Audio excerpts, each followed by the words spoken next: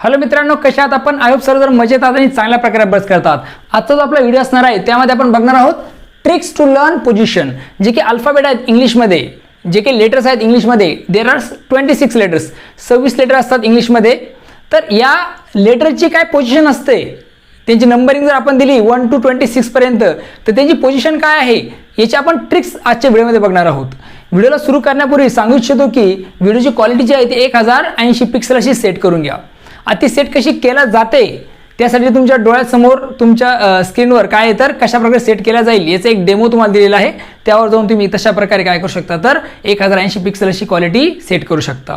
I hope सर्वांनी आता 1080 pixel अशी व्हिडिओची क्वालिटी सेट केलेली आहे. ओके, विषय रिव्ह्यू बघा. तर हे जे अल्फाबेट आहेत ए पासून झेड पर्यंत यावर आधारित, त्यांच्या पोझिशनवर आधारित वेगवेगळ्या प्रकारचे प्रश्न हे स्पर्धा परीक्षेमध्ये येत असतात. मग परस्पर संबंध असेल, ॲनालॉगी आपण त्याला म्हणतो. त्याचबरोबर आपण बघू शकतो की अल्फाबेट सिरीज असेल, ओके, कोरिलेशन असेल, डिकोडिंग, इनकोडिंग, हे जे काय तर याच्या संदर्भात सगळे प्रश्न आपल्या परीक्षेमध्ये येत असतात. आणि तुम्हाला पुन्हा सांगतो की एक स्पेशल प्लेलिस्टच मी बनवलेली आहे प्रत्येक घटकाची. ओके, तुम्ही प्लेलिस्टमध्ये जाऊन काय करू शकता, सर्व मेंटल ॲबिलिटी जी आहे तुम्ही चांगल्या प्रकारे अभ्यासू शकता. परंतु मेंटल ॲबिलिटीमध्ये अल्फाबेटवर आधारित बरेचसे प्रश्न येतात आणि ते प्रश्न आपण इझिली सॉल्व्ह करू आणि त्यात पैकी मार्क घेऊ. त्यासाठी आपल्याला काय माहीत असणं गरजेचे तर सर्व अल्फाबेटची पोझिशन माहीत असणं गरजेचे असणार आहे. ती जर आपली पार्ट असेल तर इझिली आपण काय करू शकतो, सर्व अल्फाबेटशी रिलेटेड प्रश्न आपण काय करू शकतो, इझिली सॉल्व्ह करू शकतो. ओके, तर बघा, सर्वप्रथम ए बी सी डी यांची जी पोझिशन आहे ती आपण डोळे झाकून सांगू शकतो की यांची पोझिशन आहे 1 2 3 4, कारण हे आपले नेहमीचे वापरायचे अल्फाबेट आहेत. त्यानंतर शेवटचे दोन 26 नंबरला आहे झेड आणि वाय आहे 25 नंबरला. हे सुद्धा आपण डोळे झाकून सांगू शकतो की झेडची जी पोझिशन आहे ती 26 आहे आणि वायची काय आहे तर 25 आहे. त्याचबरोबर ABCD पण आपल्याला माहिती आहे की यांची पोझिशन काय असते, कारण हे आपल्या तोंडवळी पडलेले सगळे हे आपल्याला सांगते लेटर्स आहेत. आणि याच्यानंतर गोंधळ सुरू होतो, कुठून ई पासून सुरू होतो गोंधळ तर एक्स पर्यंत. मग याच्यासाठी काय ट्रिक आहेत तर एक महत्त्वाच्या 2 वर्ड्स तुम्हाला लक्षात ठेवायचे आहेत. बघा, 2 वर्ड जर तुम्ही लक्षात ठेवले तर बरंचसं तुमचं काम कमी होतं पोझिशन लक्षात ठेवण्याचं. ज्यावेळेस तुम्ही परीक्षेत जाता ABCD बरोबर काय करा ते वर्ड पण लिहून घ्या. मी तर सांगितलेलं की ज्यावेळेस तुम्ही क्लासमध्ये जाता, परीक्षेत प्रश्नपत्रिका तुमच्या हातात पडते त्यावेळेस तुम्ही ABCD लिहून घ्यायचे आणि प्रत्येकाला नंबरिंग द्यायचे सरळ आणि उलट, म्हणजे बरंचसं काम त्यामध्ये कमी होत असतं.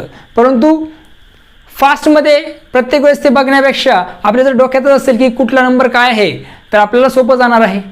ओके, प्रत्येक वेळेस त्या पेजवर जा, पुन्हा ते नंबर बघा, त्यापेक्षा आपल्या जर पाठच असेल की कुठला पोझिशन काय, एलची पोझिशन काय आहे किंवा मग टीची पोझिशन काय आहे, जर आपल्या पाठ असेल तर आपल्याला अडचणच नाही. तर पहिला वर्ड सांगतो तुम्हाला बघा, तो म्हणजे इजॉटी, EJOTY. हा वर्ड तुम्ही लक्षात ठेवायचा आहे. हा वर्ड म्हणजे का बरं लक्षात ठेवायचा आहे, कारण येणारे जे काही हे अल्फाबेट आहेत ते सर्व 5च्या पटीतले अल्फाबेट आहेत. म्हणजे ईचं पोझिशन आहे 5 आणि 5च्या पटीत दुसरा आहे 10, 15, 20 आणि 25. म्हणजे हे 5च्या पटीतले सर्व अल्फाबेट आहेत. पाढा जसं आपण म्हणू शकतो थोडक्यामध्ये.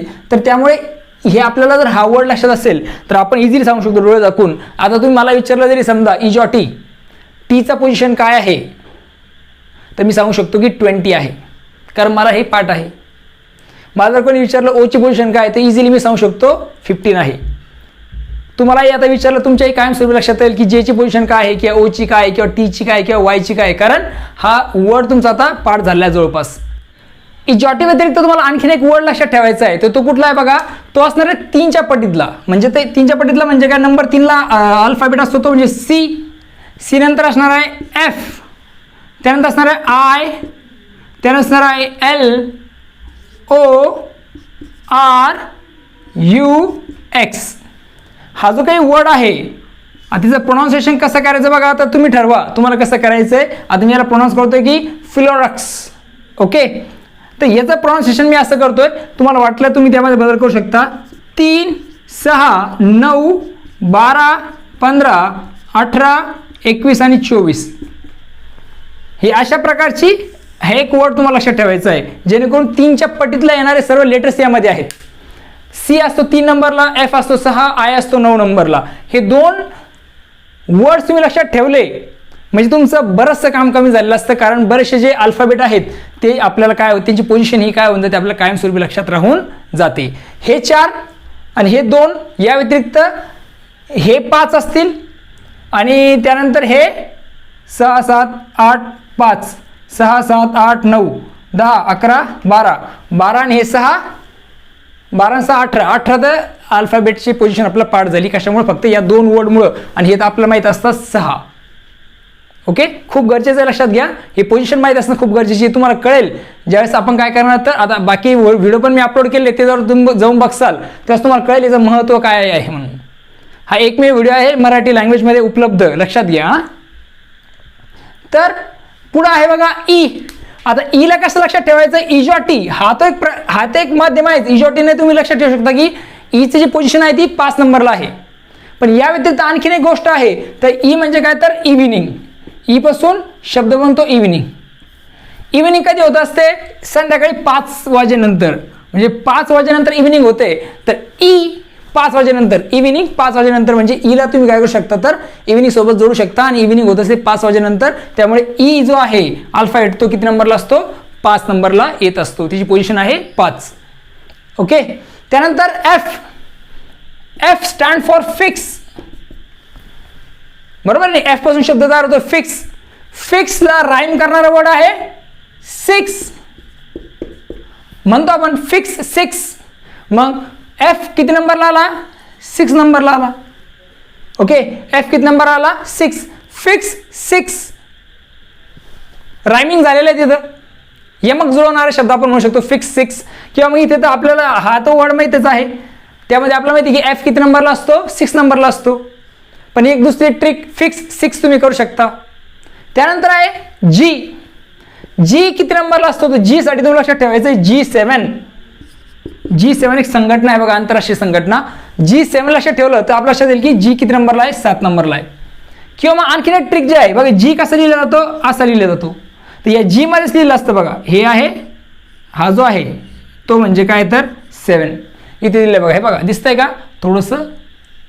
थोडं बघितलं तुम्ही इथे G7 7 नंबरला येणार होतो अल्फाबेट, 7 नंबरला येणार तो लेटर आहे. आपण असं सांगू शकतो त्याची 7वी पोझिशन आहे. कशामध्ये? इंग्लिशच्या अल्फाबेटमध्ये. त्यानंतर आहे एच. एच कसा ओळखायचा? तर एच साठी इथे लिहितो बघा मी. एच मी असा काढला, जसं वरती 2 टोप आहे, दोन्ही साईड जेव्हा मी फिक्स करतो, या दोन्ही साईड जेव्हा मी फिल करतो तर आपल्याला काय दिसतंय? हे काय कशासारखं दिसतंय? 8 सारखं दिसतंय. म्हणजे एच जो आहे तो किती नंबरला असणार आहे? 8 नंबरला असणार आहे. लक्षात घ्यायचं. एच लिहिला, आला डोळ्यासमोर एच घ्या. एचला वरतून एक रेष ठेवा आणि खालून एक रेष ठेवा. ते दिसतंय एच 8 सारखं दिसतंय. म्हणजे एचची पोझिशन काय असणार आहे? तर 8 असणार आहे. व्हेरी इझी टू रिमेंबर, लक्षात ठेवण्यासाठी. ओके, त्यानंतर आहे आय. आता आय कसं लक्षात ठेवायचं? आता बरेचसे लोक असतात बघा आपल्या आजूबाजूला जे स्वतःला खूप हुशार समजतात. ते म्हणतात आय नो, मला सर्व माहिती. I know, I know. आता आय हा वाक्य आहे छोटंसं. I know, I know. नोला जर तुम्ही असं लिहिलं तर काय होतं? ते नो. नोला हिंदीत काय म्हणतात? सॉरी, इंग्लिशमध्ये. आता याला जसं आपण याचं प्रोनाउन्सिएशन करतो, याचं आपण प्रोनाउन्सिएशन करतो नो. नो म्हणजे मराठीत काय? 9. म्हणजे आय जो आहे तो किती नंबरला आहे? 9 नंबरला आहे. आय नो म्हणजे आयची पोझिशन आहे 9. 9 म्हणजे 9. लक्षात राहील? Okay, very easy. त्यानंतर आहे जे. इजॉटी. इजॉटीनुसार जे आहे नंबर 10 ला. इजॉटीनुसार जे आहे नंबर 10 ला. इजॉटी. ओके, त्यामुळे जेची आपण काय करू शकतो? तर इझिली त्याला रिमेंबर राखू शकतो. किंवा मग जे जे जे दिसतंय ते दिसतं आपलं हॉकी सारखं दिसतंय. हॉकी सोबत एक बॉल पण असतो आणि जर असं त्याला आपण याला कन्वर्ट केलं तर काय बनतंय? 10 बनतंय. हॉकी या वर्डवरून तुम्ही लक्षात ठेवू शकता की जेचा नंबर जो आहे तो 10 आहे. त्यानंतर बघा king. K. K for king. और लक्षात घ्या की एकापेक्षा एक राजे या भूतलावर झालेत. एकापेक्षा एक 11 नंबर. सगळ्यात सोपं. एकापेक्षा एक राजा, किंग. एकापेक्षा एक राजे झाले म्हणजे 11 नंबर. म्हणजे केची जी पोझिशन आहे इंग्लिश अल्फाबेटमध्ये ती किती नंबरला, 11 नंबरला आहे. आणि ओळख लक्षात ठेवायची कशी, तर किंग या वर्डमुळे तुम्ही लक्षात ठेवू शकता की एकापेक्षा एक म्हणजे जो के आहे तिची अल्फाबेट जी पोझिशन आहे इंग्लिश अल्फाबेटमध्ये तिची पोझिशन आहे ती 11 नंबरला आहे. एल कसा लक्षात ठेवायचा, तर एल लक्षात ठेवायचं तुम्हाला. एल स्टँड फॉर लव, प्रेम, बरोबर. मी L stand for love. Okay. आणि प्रेमामध्ये सर्वांच्याच आयुष्याचे 12 वाजतात किंवा बऱ्याचशा लोकांचे 12 वाजलेले असतात, म्हणजे एल स्टँड फॉर 12. प्रेमात 12 वाजणे, लव. ओके. लव 12 वाजले प्रेमामध्ये, लक्षात राहील एलची पोझिशन 12 आहे. अंडरस्टँड. ठीक आहे. सर्वांचेच वाजतात असे नाही बरं, जे स्ट्रगल करतात, जे सक्सेसफुल होतात त्यांचं प्रेम पण निश्चितच सक्सेस होत असतं, हे लक्षात ठेवा. काही असो कोण असो, परंतु एल चांगल्या प्रकारे आपल्या लक्षात राहणार आहे. पण आता याच्यानंतर आपण बघतो एमला कसं लक्षात ठेवायचंय, तर एम जो आहे जर त्यास तुम्ही एमला काय करता, क्रॉस करता, म्हणजे याला असं करता तर दिसते 3 सारखं. 3 म्हणजे त्याच्यावर 1 ठेवून दिलं तर किती झालं, 13. ही एक ट्रिक आहे ज्यातून तुम्ही एमची पोझिशन लक्षात ठेवू शकता, 13 आहे. किंवा मग मिडल, हा जो लेटर असतो तो मिडलला येत असतो. 8 पासून हे बघा 13, हा 13 नंबरला आहे. 13च्या नंतर 13 दुने 26, म्हणजे मिडलला असलेला जो अल्फाबेट आहे तो असणार आहे एम. जर सुरुवातीपासून बघितलं तर मिडलला येणारा कुठला अल्फाबेट आहे तो एम. ती एक ट्रिक आहे तुम्हाला लक्षात ठेवायची. आणि आणखीन एक सांगतोय ती म्हणजे काय, तर तेरा होने लगा हूँ, मैं तेरा होने लगा हूँ, हे गाणं लक्षात ठेवा. मैं मीन्स एम, मैं तेरा मीन्स एम का जो पोझिशन आहे, एमची जी पोझिशन आहे ती काय आहे तर 13 आहे. मैं तेरा होने लगा हूँ. ओके. ही एक शॉर्ट ट्रिक आहे एमला लक्षात ठेवण्यासाठी. हे 3 तुम्हाला मी सांगितलं. मिडल एक आहे ते एक लक्षात ठेवा, महत्वाचं आहे ते सुद्धा. त्यानंतर आहे एनला कसं आपण लक्षात ठेवणार, तर एनला लक्षात ठेवण्याची जी सोपी ट्रिक आहे ती म्हणजे काय, एनला लक्षात ठेवण्याची सोपी ट्रिक म्हणजे काय, तर एन म्हणजे नोव्हेंबर. नोव्हेंबरमध्ये एक दिवस आपला खूप लक्षात असतो, तो म्हणजे कुठला, 14 नोव्हेंबर, चिल्ड्रन डे. ओके, पालक दिन. त्यामुळे इथे लक्षात ठेवायचं की एन आपण लक्षात ठेवणार आहोत की 14 नंबरला आहे, त्यासाठी एन स्टँड फॉर नोव्हेंबर. आणि नोव्हेंबरमध्ये एक महत्त्वाची डेट असते ती म्हणजे 14 नोव्हेंबर, ज्या दिवशी आपण काय करतो तर बालक दिवस साजरा करत असतो. चिल्ड्रन डे आपण साजरा करतो. त्यामुळे लक्षात ठेवायचं असेल तर चिल्ड्रन डे लक्षात ठेवा, तो म्हणजे 14 नोव्हेंबर. याचबरोबर आणखीन एक फायदा होतो 14 नोव्हेंबर लक्षात ठेवण्याचा, की एखाद्या परीक्षेत जर प्रश्न आला की when do we celebrate children day, तर लक्षात राहील की आपला 14 नोव्हेंबरवर क्लिक करायचं असणार आहे. डू इन वन फायदा इथे होतोय आपला, हे लक्षात ठेवण्यासाठी. ओके. त्यानंतर आहे ओ म्हणजे ओ पासून होतंय ऑक्टोबर. ओके. ऑक्टोबर, ओ पासून सुरुवात वळ बनतोय ऑक्टोबर. 15 ऑक्टोबरला एक दिवस साजरा केला जातो, तो म्हणजे काय तर वर्ल्ड स्टुडंट्स डे, जागतिक विद्यार्थी दिवस. हा 15 ऑक्टोबरला साजरा केला जातो. आणि हे जर तुम्ही लक्षात असेल 15 ऑक्टोबरला कुठला दिवस साजरा केला जातो तर वर्ल्ड स्टुडंट डे. आणि कोणाच्या मेमरीमध्ये, तर अब्दुल कलाम यांच्या मेमरीमध्ये हा दिवस साजरा केला जातो. त्यामुळे इथे ओ जो आहे तो असणार आहे 15 नंबरला. किंवा मग इजॉटी असू द्या, किंवा मग हे असू द्या लक्षात. फिलोरेक्स हा एक माध्यम आहे ज्यातून आपण लक्षात ठेवू शकतो की ओची जी पोझिशन आहे ती असणार आहे 15 नंबरला. त्यानंतर पी ची पोझिशन काय आहे, तर हे लक्षात ठेवायचं. तर त्यासाठी तुम्हाला दोन्ही पण सांगतो मी, पी आणि Q. P stand for prince आणि क्यू स्टँड फॉर क्वीन. लक्षात ठेवा, 16 साल का प्रिन्स म्हणजे 16 वर्षाचा जो प्रिन्स आहे तो 17 वर्षाच्या क्वीनला घेऊन पळून गेला. प्रेमामध्ये 16 वर्षाचा जो प्रिन्स आहे त्यांनी 17 वर्षाच्या क्वीनला तो घेऊन पळून गेला. म्हणजे 16 वर्षाचा प्रिन्स, 17 वर्षाची क्वीन. 16 आणि 17 प्रिन्स क्वीन, 16चा प्रिन्स आणि 17 नंबरची क्वीन, हे दोघं पळून गेले. असं पण एक शॉर्ट की ती पण सांगता येईल की त्यातून आपण लक्षात करू शकतो, किंवा ही ट्रिक आहे ज्यातून आपण लक्षात ठेवू शकतो पी आणि क्यूची पोझिशन ती म्हणजे काय तर 16 आणि 17 आहे. आता त्यानंतर बघतोय आपण आरची पोझिशन काय आहे. आरची पोझिशन साठी लक्षात ठेवायला लागेल तुम्हाला राईट टू वोट मतदानाचा अधिकार आपल्याला मिळतो कुठल्या वर्षी, आपल्या वयाच्या 18व्या वर्षी. म्हणजे 18 नंबरची जी पोझिशन आहे ती कशाची असणार आहे तर आरची असणार आहे. Right to vote, R stand for right to vote. आणि राईट टू वोट म्हणजे आपला मतदानाचा अधिकार मिळतो वयाच्या 18 वर्षे कंप्लीट झाल्यानंतर. त्यामुळे लक्षात ठेवण्यासाठी राईट टू वोट लक्षात ठेवा 18 नंबरला आहे. किंवा मग हा एक वोट आहे त्यानुसार पण आपण सांगू शकतो की आरची पोझिशन काय असणार आहे तर 18 असणार आहे. पण राईट टू वोट आला अर्थ खूप सोपं आहे. प्रिन्स आणि क्वीनचं खूप सोपं आहे लक्षात ठेवायला. त्यानंतर आहे यस. यस कशा प्रकारे लक्षात ठेवायचं. ओके, आता यासाठी मी तुम्हाला यस आणि टी हे दोन्ही सोबत समजून सांगतो बघा. यस आणि टी. ओके, यस आणि टी कसं लक्षात ठेवायचं तर सर्वांना माहिती आहे एस सी आणि एस टी. एस सी आणि एस टी हे दोन्ही काय आहेत तर रिझर्वेशन आहेत. हे दोन्ही काय आहेत तर रिझर्वेशन आहेत. परंतु यामध्ये फक्त 19-20चा फरक आहे, 19-20चा फरक आहे. एस आणि T, S C S T, S C आणि एस टी मध्ये 19-20चा फरक आहे, 19-20चा फरक आहे. म्हणजे 19 नंबरला असणार आहे एस सी म्हणजे एस आणि टी असणार आहे 20 नंबरला एस सी एस टी. या दोन आता हे संविधानाने दिलेल्या आहे गोष्टी आणि आपण खूप इझिली लक्षात ठेवू शकतो. ओके, रिझर्वेशन असतं तर एस सी आणि एस टी 19-20चा फरक आहे. म्हणजे एस स्टँड फॉर 19 म्हणजे 19 आणि T stand for S T ते काय आहे तर 20 नंबरला तो आपल्याला दिसून येतो. खूप इझी ते पण आपल्याला सांगता येईल. किंवा मग टी साठी आणखीन एक जी ट्रिक आहे ती म्हणजे कुठली तर इजॉटी सोबत तुम्ही जाऊ शकता. ओके, त्यानंतर आहे यू.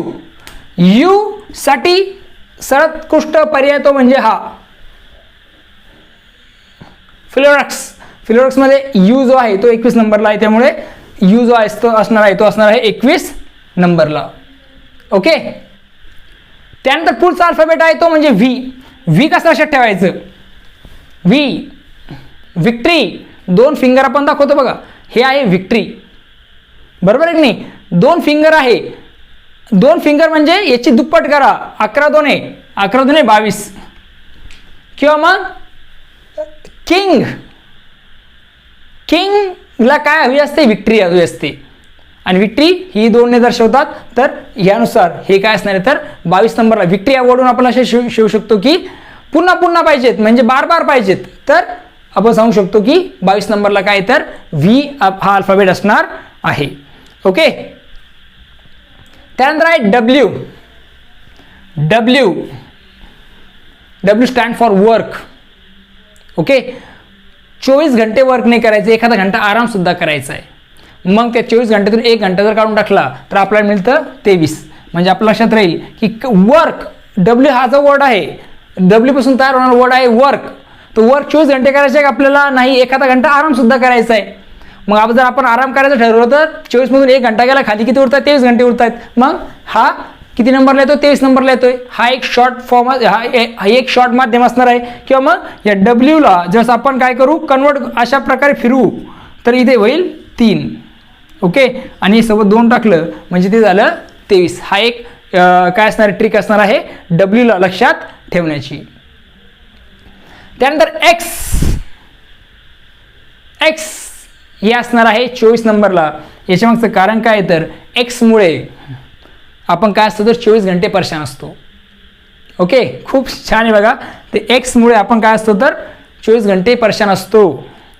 लक्षात सुद्धा मग तो मॅथचा एक्स असो किंवा दुसरं कोणी एक्स असो.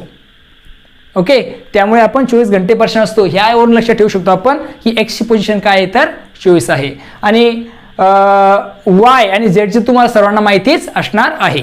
आता या काही शॉर्ट ट्रिक्स आहेत कशाच्या ए पासून झेड पर्यंतच्या सर्वांची पोझिशन लक्षात ठेवण्याच्या. ओके, सर्वांना कळालेलं आहे की कशा प्रकारे ह्या अल्फाबेटच्या पोझिशन असतात. तर आता आपण बघतोय अपोजिट जे लेटर असतात एकमेकाच्या अपोजिट येणारे जे की लेटर आहेत त्यांना कसं लक्षात ठेवायचं त्याच्या ट्रिक आपण बघत आहोत. तर सर्वप्रथम बघा ए आणि झेड. ए झेड, आझाद एक शब्द लक्षात ठेवा Azad, A Z A D. AZ किंवा A to Z ही एक ट्रिक आहे लक्षात ठेवण्याची. एच्या ऑपोजिट कुठला वर्ड असतो तर Z असतो. ठीक आहे. आता बीच्या ऑपोजिट काय असतो Y असतो. त्यासाठी लक्षात ठेवायचं तुम्हाला वर्ड बॉय. ओके, बी आणि Y हे एकमेकांचे ऑपोजिट आहेत. म्हणजे 2 नंबरला बी आणि 25 नंबरला Y आहे, एकमेकांचे ऑपोजिट ते आहेत.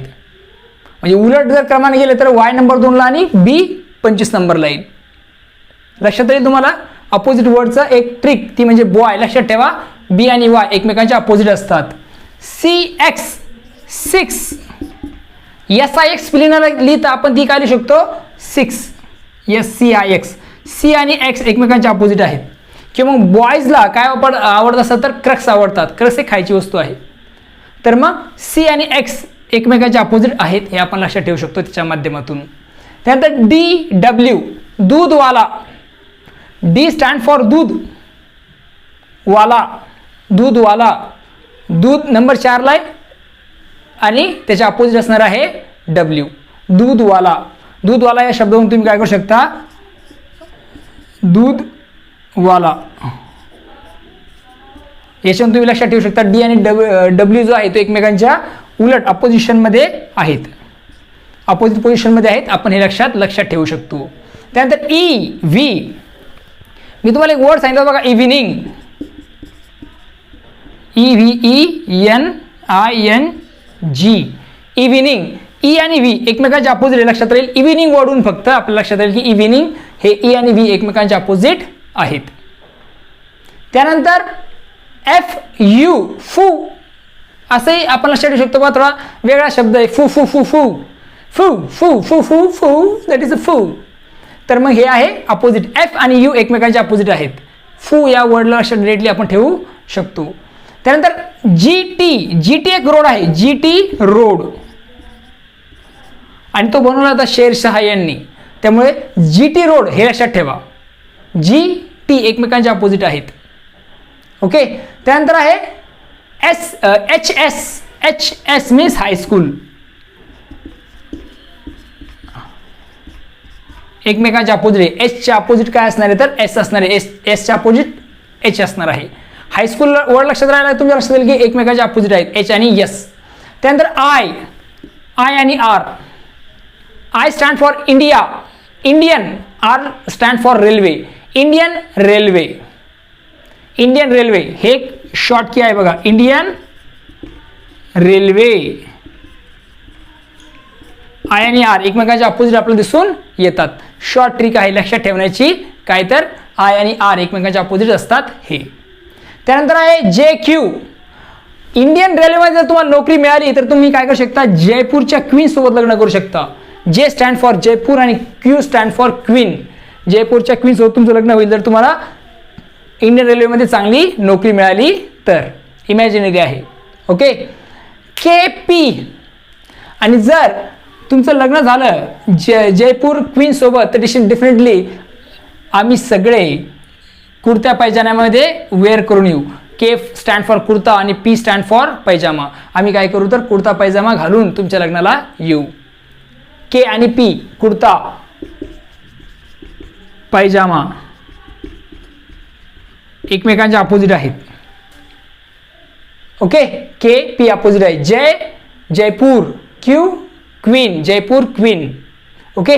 एकमेकाशी इंटरलेट करत चला. इंडियन रेल्वेमध्ये नोकरी लागली तर तुमचं लग्न होईल जयपूर क्वीन सोबत आणि जयपूर क्वीनचं लग्न झालं तर आम्ही काय करू कुर्ता पैजामा घालून तुमच्या लग्नाला येऊ. लक्षात असू द्या.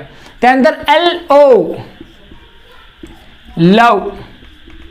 LO L आणि O एकमेकांच्या अपोजिट आहेत हे लक्षात असू द्या. ठीक आहे. त्यानंतर आहे MN.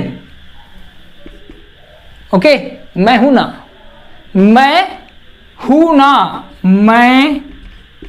हूं ना एकमेकांच्या अपोजिट आहेत M आणि N.